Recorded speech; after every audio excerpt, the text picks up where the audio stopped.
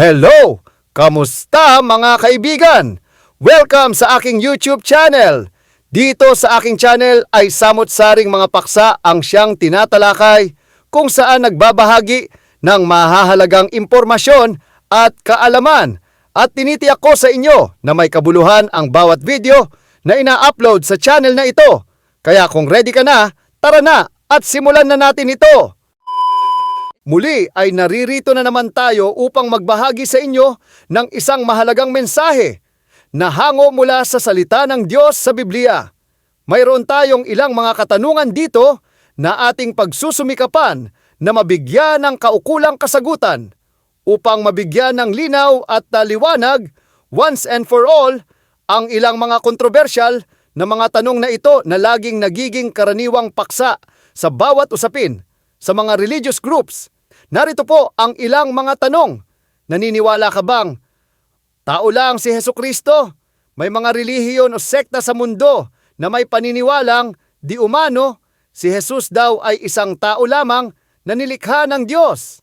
Sumasang-ayon ka ba dito? Kung tao lang para sa iyo si Jesus, ano ang naging matibay na batayan mo upang kilalanin mo si Jesus bilang isang tao lang?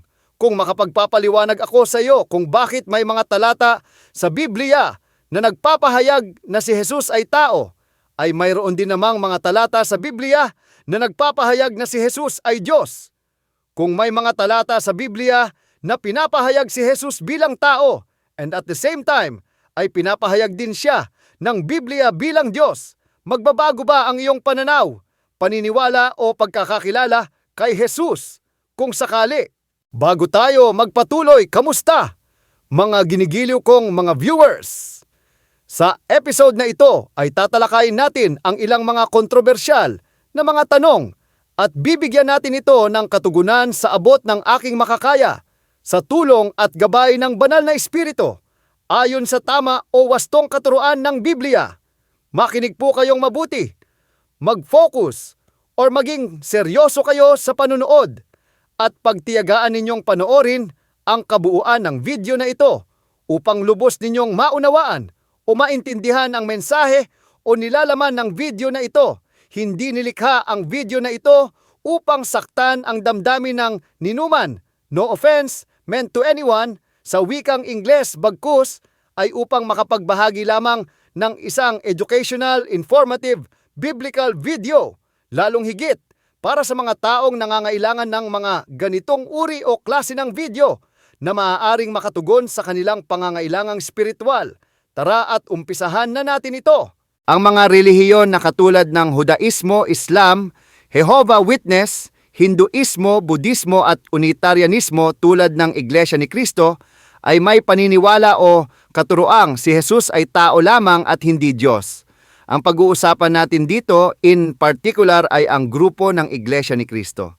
Ang Iglesia ni Cristo ay isang relihiyosong samahan na itinatag sa Pilipinas noong 1914 ni Ginoong Felix Manalo na isang dating Katoliko.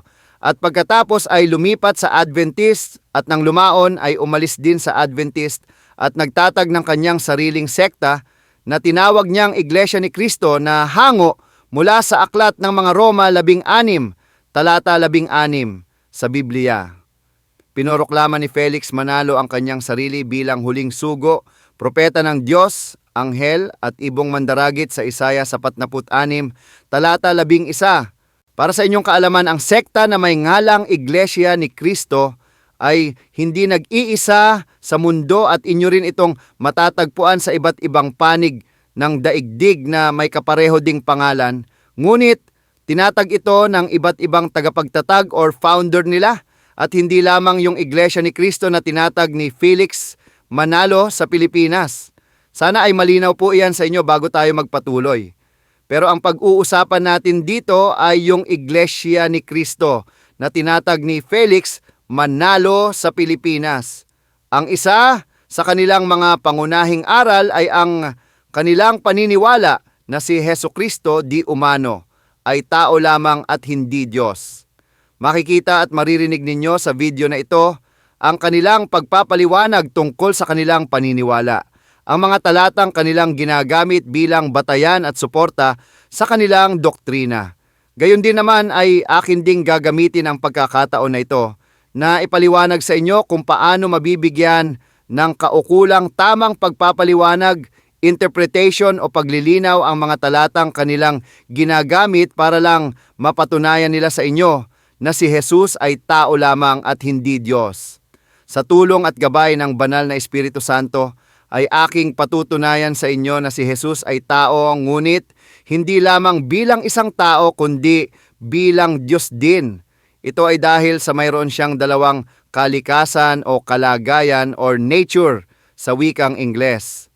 Ito ay maipapaliwanag o mai-debunk natin mula sa mga katanggap-tanggap na pananaw ng mayorya ng mga Kristiyano sa buong mundo.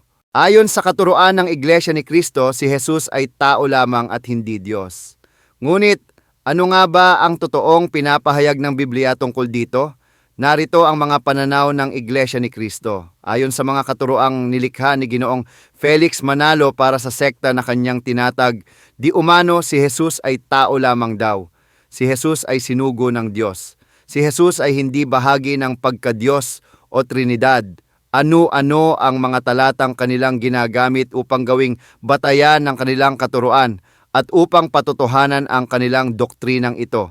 Una, ay sa aklat ng Juan 8 talata 4 na nagsasabi ng ganito, "Datapuwat ngayoy pinagsisikapan ninyo akong patayin na isang taong nagsasabi sa inyo ng katotohanan na aking narinig sa Diyos."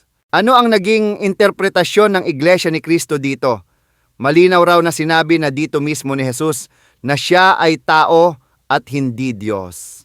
Pansinin po ninyo rito mula sa isang talata na ito, walang malinaw at komprehensibong pagpapaliwanag tungkol sa talatang ito ay mabibigyan ninyo ba agad-agad ng interpretation or conclusion na si Jesus ay tao lang nang dahil lang sa isang piling talatang ito.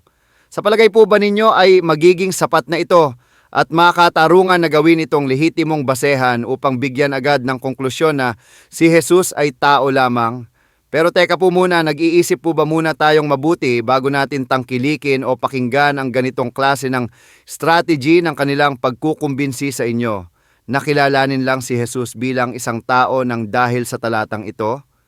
Para sa inyong kaalaman, kung hindi pa ninyo alam, dapat bago po tayo nagbibigay ng ating biblical interpretation o conclusion sa mga nababasa o naririnig natin tungkol sa salita ng Diyos sa Biblia, ay kinakailangan muna nating basahin at unawain ang kabuuan ng konteksto, ang buong kabanata, ang iba pang mga talatang nakapalibot dito at hindi lamang sa isang partikular na talata. Ngayon, ano ba talaga ang ibig sabihin ng Juan 8 talata 4 na po? Ano ang kwento na nakaugnay tungkol sa talatang ito? Pinaliwanag po ba ito sa inyo ng inyong ministro? Yes or no? Kung hindi, narito ang kwento tungkol dito at makinig po kayong mabuti. Sa patuloy na mainitang pagtatalo ni Jesus sa mga relihiyosong leader ng Jerusalem, ipinahayag niya ang kanyang autoridad sa espiritual na mga bagay.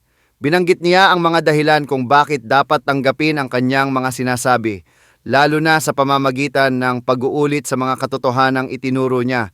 Simula pa noong unang mga araw ng kanyang ministeryo, si Jesus ay isinugo ng Diyos Ama, nagpapahayag ng kanyang mga salita at nagdadala ng kanyang mensahe. Juan 8, talata 21 hanggang 30 at sa mga Hebreo 1, talata 1 hanggang 2. Sana ay klaro po ito sa inyo na si Jesus ang siyang tinutukoy na sinugo ng Diyos Ama at hindi po si Felix Manalo. Wala nang iba pang sinugo ang Diyos maliban pa kay Jesus. Please take note of that. Ituloy po natin ang kwento. Kamakailan tumugon ang kanyang mga kritiko sa pamamagitan ng pagbanggit sa kanilang lahi o genealogy. Sila raw ay mga inapo or descendants ni Abraham. Gayunpaman, hindi ito nangangahulugang sila nga ay lehitimong mga anak ng Diyos. Gaya ng ipinakita ni Jesus, ang tunay na anak ni Abraham ay yung gagawin din ang mga ginawa ni Abraham ayon sa Juan 8, talata 30. Dahil sinunod ni Abraham ang Diyos, ngunit ang mga hipokrito na ito ay hindi nila maaaring angkinin na si Abraham ang kanilang espiritual na ama. Sa halip, ang kanilang mga gawa ay nagpapahiwatig na sumusunod sila sa ibang halimbawa at may iba silang espiritual na ama. Partikular, nais nilang patayin ang taong hindi sumasang-ayon sa kanila ayon sa Juan 5 talata 18. Ito ay bahagi ng punto na patungo sa binubuo ni Jesus na hindi si Abraham o ang Diyos ang ama ng mga taong ito. Sa halip, ang kanilang pinagmumulan or source ay mula sa isang nilalang, ang devil, na nauugnay sa pagpatay at kasinungalingan ayon sa Juan 8 talata 44. Kapag ganap na ipinahayag ni Jesus ang kritisismo na ito, ay magdudulot ito ng matinding galit. Juan 8 talata 50. Ito ang kwentong bumabalot sa Juan 8 talata 40. Ano ang ating kaukulang pagpapaliwanag sa pagtukoy kay Jesus bilang tao sa talatang ito? Sino po ba ang may sabi na hindi tao si Jesus? Totoo naman na si Jesus ay tao bilang bahagi ng kanyang pagiging tao at Diyos at the same time, ayon ito sa Juan 1 talata 1, 14 at mga Hebreo 10 talata 5. Ang pagiging tao ni Jesus ay hindi nangangahulugan na hindi na siya Diyos. Kung si Jesus ay nagkatawang tao ayon sa Juan 1 talata 14, ano ang kanyang katayuan bago siya naging tao? Saan siya nagmula? Napagbulay-bulayan na po ba ninyo ito? Katulad ng paghahalimbawa sa isang hari na naging sundalo sa digmaan, hindi siya tumitigil sa pagiging hari. Sundalo siya at the same time, hari pa rin siya. Ganito rin kay Jesus, siya ay nagkatawang tao mula sa pagiging Diyos, ngunit nananatili pa rin siyang Diyos. Ayon sa Filipos 2, talata 6 hanggang 7. Puntahan naman natin ang pangalawang talata na kanilang ginagamit upang himukin kayo ng husto at ilagay sa inyong mga pag-iisip na talagang tao lang si Jesus. Ayon sa unang Timoteo 2, talata 5 na nagsasabing, sapagkat may isang Diyos at may isang tagapamagitan sa Diyos at sa mga tao, ang taong si Kristo Jesus. Minsan ay napapanood ko ang kanilang video reels or vlog na paulit-ulit nilang pinagsisigawan sa madlang people ang mga katagang, ang taong si Jesus, ang taong si Jesus, ang taong si Jesus. Talagang dinidikdik nila sa utak ng kanilang mga viewers o tagapakinig na si Jesus ay tao lang daw. Talagang mararamdaman po ninyo ang kanilang tahasang paglapastangan at pag-alipusta kay Jesus. Habang naririnig ko ang mga katagang ito, ako ay kinikilabutan, tumatayo ang aking mga balahibo sa aking buong katawan dahil sa kanilang direktamenteng pagkontra at paghamak kay Jesus, and at the same time ay nakaramdam din ako ng awa at habag sa mga taong napaniwala ng mga ministrong ito na nagpapahayag ng mga baluktot na katuruan at kasinungalingan. Balikan natin ang unang Timoteo 2, talata 5. Ano ang naging interpretasyon ng Iglesia ni Kristo dito? Ayon sa kanila, kung si Jesus ang taong tagapamagitan, hindi siya maaaring maging Diyos. Ano ang kaukulang paliwanag natin tungkol dito? Ano ba ang ibig sabihin ng unang Timoteo 2, talata 5? Isa ito sa mga pinakamadalas na sinasaulo, binabanggit at laging ginagamit na talata sa Biblia. Sinimulan ni Pablo ang katotohanang nagmula sa lumang tipan na ang Diyos ng Biblia ay siyang tanging tunay na Diyos na umiiral. Ang pahayag na ito ay ang Shema na nangangahulugang ang sinasabi, ang pangunahing pahayag ng kautusan. Pakinggan mo Israel, ang Panginoon nating Diyos, ang Panginoon ay iisa. Ibigin mo ang Panginoon mong Diyos ng buong puso mo, ng buong kaluluwa mo, at ng buong lakas mo ayon sa Deuteronomio 6, talata 4 hanggang 5. Ang ikalawang bahagi ay lumilipat sa konsepto ng isang tagapamagitan. Ang tagapamagitan ay isang taong nagsisilbing tulay sa pagitan ng dalawang tao o panig. Si Jesus ang nagsisilbi na dalhin ang mga tao sa Diyos. Ayon sa Juan 14, talata 6 at siya lamang ang tanging daan patungo sa Diyos. Ayon sa mga Gawa 4, talata 12. Sa mga talatang ito ay malinaw ninyong mababasa na si Jesus lamang ang tanging daan, ang tanging tulay o tagapamagitan sa Diyos, ang tanging tagapagligtas ng mga tao. Ang aking tanong sa inyo, mayroon pa bang ibang binanggit na pangalan maliban pa kay Jesus bilang tagapamagitan? Mayroon bang binanggit sa Biblia na sa pamamagitan ng pag-anib sa relihiyon na nilikha ni Felix Manalo, ang paggawa ng mabubuting bagay sa kapwa, ang paniniwala sa isang nagpapakilalang propeta, sa di umano ang huling sugo daw ng Diyos ay maililigtas niya kayo? Nasa Biblia ba ang pangalan ni Felix Manalo? Partikular or specific na pangalan po ang aking tinatanong o hinahanap, hindi yung kung ano yung interpretation ninyo sa isang talata na inyong ginagamit upang itukoy lamang ito kay Felix Manalo. Isang malaking akala lang po ninyo iyan. Pero napapansin kong kung sino pa yung direkta at malinaw na pinapahayag ng Biblia, na sa tanging ngalan lamang ni Jesus ay siya pa yung inyong kinokontra at nilalapastangan ninyo. Bakit po kayo ganyan sa kanya? Hindi ba kayo natatakot sa kung ano ang maaaring gawing pagpaparusa sa inyo ni Jesus? Sa oras ng takdang paghuhukom na kung saan si Jesus mismo ang hahatol sa inyo? Nalalaman po ba ninyo iyan? Tinuro po ba yan sa inyo ng inyong ministro? Yes or no? Ang pagiging tagapamagitan ay binanggit din ang temang ito sa mga Hebreo 9, talata 15. Kaya't siya ang tagapamagitan ng isang bagong tipan. Gayon din sa mga Hebreo 12, talata 24, si Jesus ang tagapamagitan ng bagong tipan. Binigyang diin din ni Pablo ang pagiging tao ni Jesus na tinawag niya itong ang taong si Kristo Jesus. Siya ay Diyos na nagkatawang tao, 100% Diyos at 100% tao ayon sa Juan 1, talata 1 hanggang 14. Hindi lamang itinuturo ng talatang ito ang realidad tungkol sa Diyos ng Kristyanismo, kundi pati na rin na kay Hesukristo lamang ang siyang tanging daan upang makipagkasundo sa Diyos ang mga tao. Wala nang ibang nilalang, espiritual o tao na kinakailangan upang maging tulay sa pagitan natin at sa Diyos.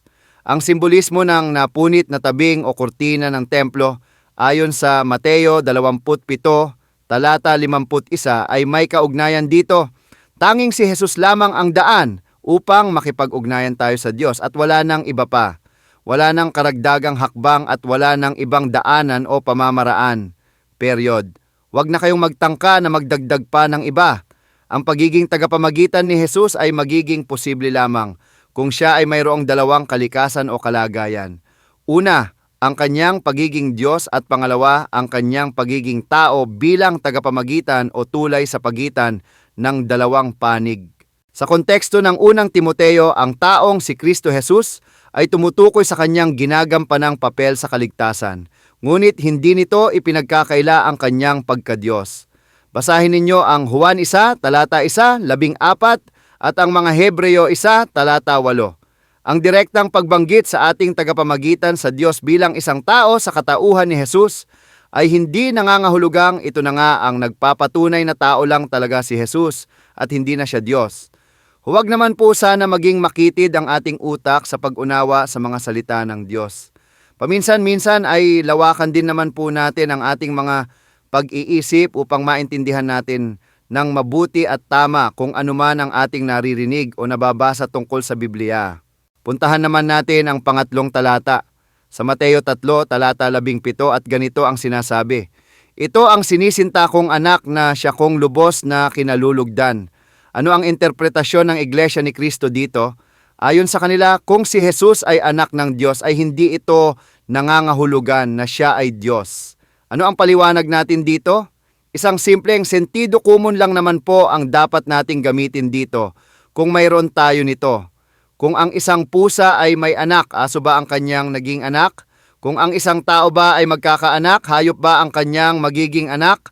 Ang Diyos Ama kung mayroon siyang bugtong na anak, isang tao ba ang kanyang magiging anak? Mag-isip-isip din naman po tayo paminsan-minsan mga kaibigan. Gamitin po natin ang ating mga common sense. Sa pananaw ng Biblia, ang pagiging anak ng Diyos ay hindi nangangahulugang nilalang lamang siya o mas mababa siya. Sa kultura ng mga Hudyo, ang tawag na anak ng Diyos ay nangangahulugan ng pagkakapantay sa Diyos. Basahin ninyo ang Juan 5, talata 18. Ang sabi ni Jesus, "Ako at ang Ama ay iisa," ayon sa Juan 10, talata 30. Kapansin-pansin na ang mga paniniwala o katuruan ng Iglesia ni Kristo, masakit man sabihin ito, ngunit reality talk lang po tayo ay nababatay lamang sa mga piniling talata or cherry-pick Bible verses sa wikang Ingles na wala sa tamang konteksto. At kapag sinuri o sinaliksik nating mabuti ang buong kasulatan, malinaw nating makikita na si Jesus ay hindi lamang tao kundi Diyos din na nagkatawang tao. Nais ko lamang itanong sa inyo ito, at huwag po sana kayong magagalit. Alam po ba ninyo kung ano yung tinatawag na konteksto? Kung alam po ninyo kung ano ang tinatawag na konteksto, ay simulan na po ninyong aralin ang buong konteksto ng mga talata na dinidikta sa inyo ng inyong mga ministro, at pakasuriin ninyo itong mabuti, inyong kilatisin, at alamin ninyo kung ano ba talaga ang totoo at tunay na kahulugan or biblical interpretation sa isang partikular na talata sa Biblia. Ang pagkakaunawa o pagkakaintindi ba nila sa mga talatang binabanggit nila sa inyo ay pareho din ba ng sa kung ano ang pagkakaunawa o pagkakaintindi ninyo sa isang partikular na talata? Payong kaibigan lang po sa inyo, hindi po dapat na kung ano yung pagkakaunawa ng ministro ninyo ay ganun din na rin yung sa inyo. Dapat po ay may sarili kayong neutral at independent na pagsusuri o pagsasaliksik sa mga salita ng Diyos. Huwag ninyo iasa lamang sa inyong ministro ang pag-unawa sa salita ng Diyos. Ang bawat isa sa atin ay may kalayaan at karapatan na magsuri, mag-aral at magsaliksik sa mga salita ng Diyos. Kung kayo ay pinagbabawalan, tinatakot o kinokontrol na magbasa, magsuri o magsaliksik ng sa inyong sariling pagsisikap, ay mag-isip-isip na po kayo kung ano na ang ibig sabihin niyan. Paano na kung mali-mali yung mga binibigay nilang interpretation sa Biblia sa inyo? Tandaan po ninyong hindi sila mga perpektong nilalang. Mga tao din lang sila, nagkakamali, may mga kahinaan. Ang taglay nilang karunungan at kasanayan sa pangangaral ay magkaiba sa tinataglay ninyong angking sariling kaalaman. Hindi kumot mangangaral na sila, ang lahat na lang ng pinangangaral nila sa inyo ay tumpak at tama at inyo na silang susundin.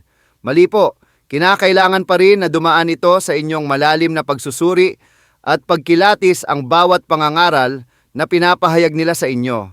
Hindi kayo dapat magmistulang parang timba na nakasahod na lang palagi sa alunod, na sa bawat pagpatak ng ulan ay sasahurin na lang ninyo yung tubig ng ganun-ganun na lang. Kung sakali bang iutos sa inyo ng inyong ministro na tumalon kayo sa bangin, tatalon po ba kayo? Siyempre no, hindi. At bakit hindi? Kasi alam ninyong hindi tama iyon at masamang gawin ang magpatiwakal. Ang ibig sabihin nito ay ginamit ninyo ang pagsusuri ninyo sa halimbawang maling pangangaral na binanggit ko dito. Sana ay ganun din ang gawin ninyo na kilatisin din ninyo munang mabuti ang bawat biblical interpretation na pinapangaral sa inyo at huwag ninyo basta-basta ito pinakikinggan, pinaniniwalaan, tinatanggap o sinusunod. Mag-isip-isip din po muna tayo paminsan-minsan mga kaibigan. Habang inyong pinanonood ang video na ito, ako po ay umaasa na naway widely open and neutral ang inyong pag-iisip at pangunawa sa kung anuman ang inyong malalaman at matututunan dito. Sa mga oras na ito ay nangungusap po ang Diyos sa inyo, tinatanong kayo kung ano ba talaga ang pagkakakilala ninyo kay Jesus. Tinanggap ba ninyong kilalanin si Jesus bilang isang tao lamang nang dahil lang ba sa pamimilit, pamumuwersa at panlilin lang sa inyo ng mga agresibong mangangaral ng mga huwad at bulaang relihiyon? Pinagsamantalahan ba nila ang inyong kahinaan, ang kawalan o kakulangan ninyo ng kaalaman sa mga salita ng Diyos? Kung kaya't madali kayong napaniwala nila na tanggapin ang katuroang si Jesus ay tao lamang at hindi Diyos, kahit na ito ay labag sa inyong kalooban, dahil sa alam ninyong ibang usapan na kung si Hesukristo na ang pinag-uusapan. Hindi biro ang paglaruan ang katauhan ni Jesus, hindi biro ang lapastanganin at alipustahin si Jesus. Pero dahil sa matinding pressure, impluwensya, pangungulit, pamimilit, hiya at takot ninyo, ay napilitan ba kayong tanggapin ang isang bagay na labag sa inyong kalooban? Mga kaibigan, hindi pa naman huli ang lahat. Habang mayroon pa tayong hininga, ay mayroon pa rin tayong pag-asa na kilalanin si Jesus bilang ating Diyos at ating tagapagligtas. Maganda at mabuti ang hangarin ng mensahe ng video na ito na kung paano sinugo ng Diyos si Jesus sa mundo upang maging tagapamagitan at tagapagligtas ng makasalanang sanlibutan. Ganon din naman, ang video na ito ay nilikha na may dala-dalang positibong mensahe upang tulungan at gabayan ang mga taong naliligaw, nalilinlang, nadadaya, naloloko ng mga katuroang, hindi katanggap-tanggap, hindi makatwiran, hindi naaayon sa tamang katuroan ng Diyos sa Biblia. Sadyang maraming mga katuruan ang nilikha, inimbento o ginawa ng mga bulaang mga ngaral upang linlangin kayo na sa inyong pandinig ay tila baga mukhang tama, ngunit mali o baluktot pala ito kung ito ay lubos mong susuriin at pag-aaralang mabuti. Para sa inyong kaalaman, nakalagay din naman po sa Biblia ang pagsulpot ng mga bulaang guro, kaya't hindi na ito katakataka pang sila ay nariyan lamang sa tabi-tabi at patuloy na marami silang nalilinlang. Dahil sa ito ay nakatakdang mangyari ayon sa Biblia at nangyayari na nga sa ngayon. Pero ang aking tanong sa inyo, nais ba ninyong maging kabilang sa kanilang mga nalilinlang? Kung kayo ay totoo at tunay na mga kumbinsido na si Jesus ay talagang tao lamang, nais ko po kayong tanungin at umaasa akong masasagot ninyo ang mga ito ng maayos. Pero kung hindi ninyo makakayang mabigyan ito ng matinong kasagutan dahil sa honestly speaking, marahil ay hindi ninyo alam talaga kung ano ang inyong isasagot siguro, ay ito na ang panahon upang muli ninyong ikonsidera ang inyong paniniwala tungkol kay Jesus. Narito po ang aking tanong. Una, kung si Jesus ay hindi Diyos, paano siya magiging epektibo at karapat-dapat na tagapamagitan ng mga tao sa Diyos kung siya ay tao lang? Unang Timoteo 2:5. Pangalawa, kung si Jesus ay hindi Diyos, paano siya makapagkakaloob ng buhay na walang hanggan sa sino mang tao na lalapit sa Kanya? Makapagbibigay ba ng buhay na walang hanggan ang isang tao lang? Juan 14:6. Pangatlo, kung si Jesus ay hindi Diyos, paano o bakit siya nagpatawad ng kasalanan ng tao, gayong ang tanging Diyos lamang ang siyang makapagpapatawad at hindi ang tao? Ano ang ibig sabihin nito? Marcos 2:5-7. Pang-apat, kung si Jesus ay hindi Diyos, paano siya nakabubuhay ng mga patay at bakit siya ang ating magiging hukom sa oras ng pagdating ng paghuhukom? Juan 5:20-22. Pang-lima, kung si Jesus ay hindi Diyos, paano siya namatay, muling nabuhay at nakaakyat sa langit makatapos ang 3 araw? Lucas 24:50-51. Mga Gawa 1:9-11. Pag-isipan at pagbulay-bulayan po ninyong mabuti ang aking mga nabanggit na tanong sa inyo. Hihintayin ko ang inyong magiging kasagutan. Ilagay po ninyo ang mga ito sa comment box sa ibaba nitong video description. Sadyang marami pa akong nais itanong sa inyo, pero kung nahihirapan kayong sagutin ang mga tanong na binanggit ko dito, ay iisa lamang po ang ibig sabihin nito. Si Jesus ay totoo at tunay ngang Diyos na nagkatawang tao upang mailigtas niya ang makasalanang sanlibutan na kinabibilangan nating lahat. Sa ayaw man o sa gusto ninyong tanggapin at kilalanin ang katotohanan ito, si Jesus ay matiyagang naghihintay sa inyo. Ito na ang tamang pagkakataon na kilalanin at tanggapin ninyo siya bilang inyong Diyos at personal ninyong tagapagligtas. Kung kayo ay nagsasaliksik pa hanggang sa mga oras na ito, at nais ninyong hingin sa akin ang iba pang mga talata sa Biblia na nagpapatunay na si Jesus ay Diyos na nagkatawang tao, narito po sa inyong harapan at basahin po ninyo ang mga Bible references na ito sa inyong Biblia. Ayon sa Juan 3:16, sapagkat gayon na lamang ang pag-ibig ng Diyos sa sanlibutan, na ibinigay niya ang kanyang tanging anak upang ang sinumang sa kanya ay sumampalataya ay huwag mapahamak, kundi magkaroon ng buhay na walang hanggan. Ang tanging anak na tinutukoy dito ay walang iba kundi si Jesus. Ayon sa talatang ito, magkakaroon ng buhay na walang hanggan ang sinumang sumasampalataya kay Jesus. Please take note of that. Malinaw na, hindi po sinabi rito na umanib kayo sa isang relihiyon para magkaroon kayo ng buhay na walang hanggan.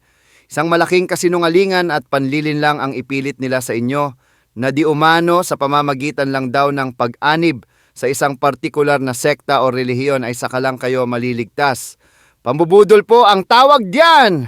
Ayon sa Juan 3:18, ang sumasampalataya sa Kanya kay Jesus ay hindi hinahatulan. Ngunit ang hindi sumasampalataya kay Jesus ay hinatulan na, sapagkat hindi siya sumampalataya sa pangalan ng tanging anak ng Diyos.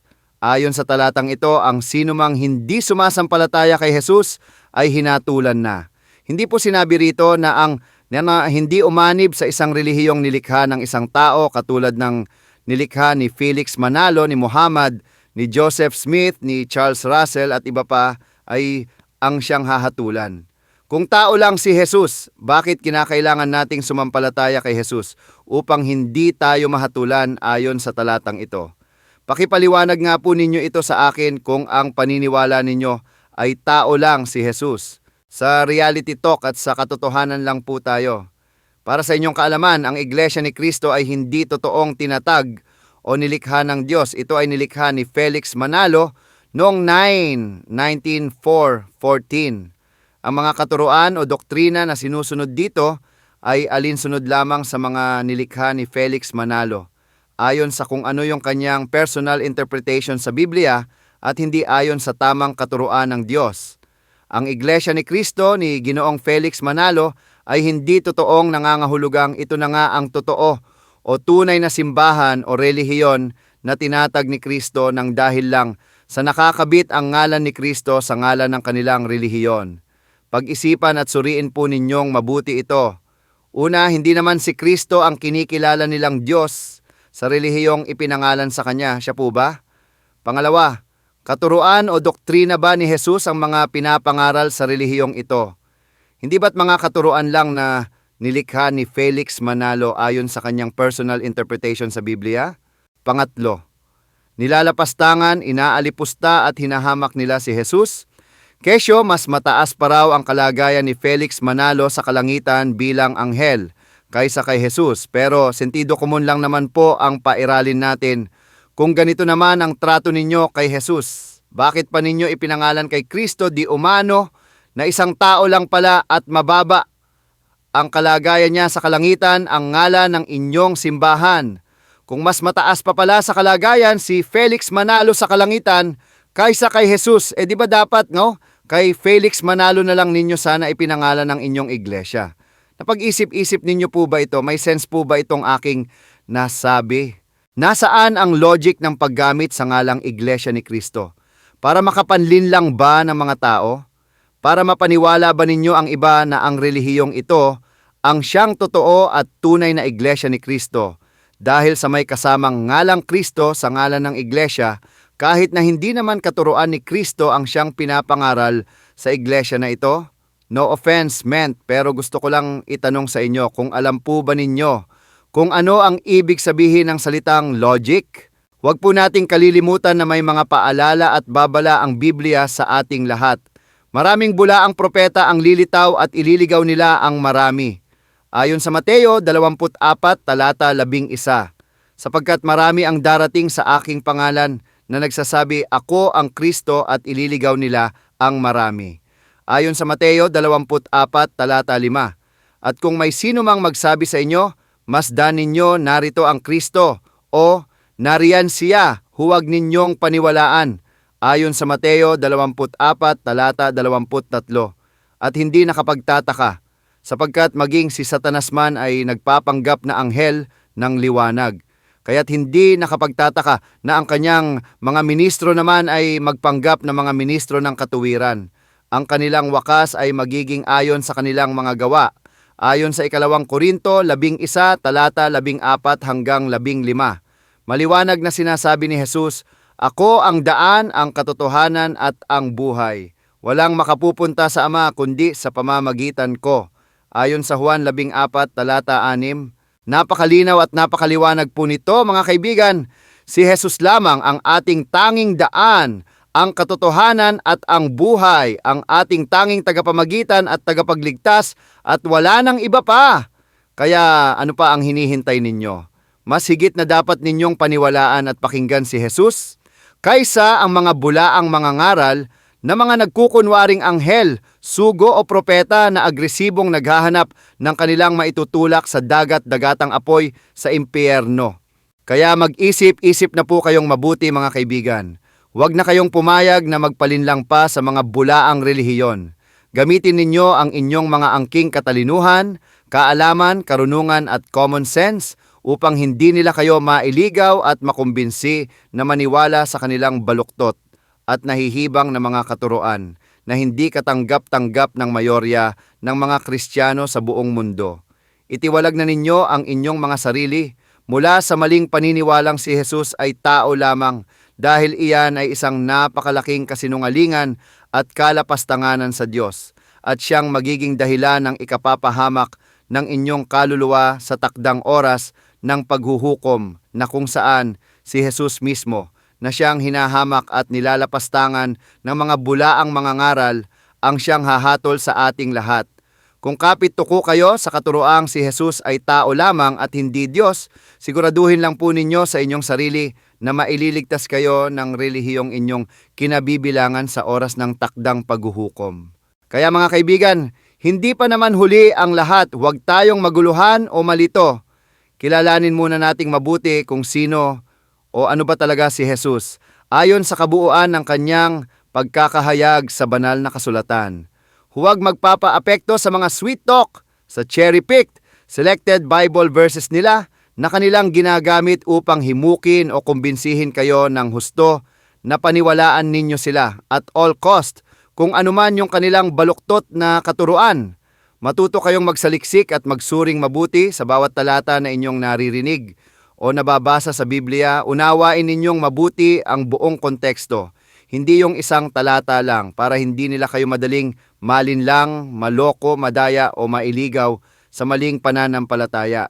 Mahal po tayong lahat ng Diyos kung kaya't ayaw niya tayong mapahamak, bagkus ay magkaroon tayo ng buhay na walang hanggan, ng kaligtasan na tanging magmumula lamang kay Jesus, ang Diyos na nagkatawang tao na bumaba sa kalupaan mula sa kalangitan upang maging tagapamagitan natin sa Diyos at maging ating tanging tagapagligtas. Amen. Kung mayroon kayong mga disente at matinong katanungan o komento tungkol sa ating video, ay huwag kayong mag-atubili na ilagay ninyo ito sa comment box sa ibaba nitong video description. Maraming salamat po. God bless and peace out. Maraming salamat po sa inyong panonood. Nawa ay naging makabuluhan ang bawat minuto na inyong ginugol sa panonood ng video na ito. Bilang pagsuporta po ninyo sa aking YouTube channel, huwag ninyo kalilimutan na pindutin ang like, share at subscribe buttons sa ilalim nitong video. Huwag din po ninyo kalilimutan na panoorin ang iba ko pang mga uploaded videos na narito sa aking YouTube channel. At umaasa din po akong muli tayong magkikita sa lalong madaling panahon para sa aking panibagong worth watching video.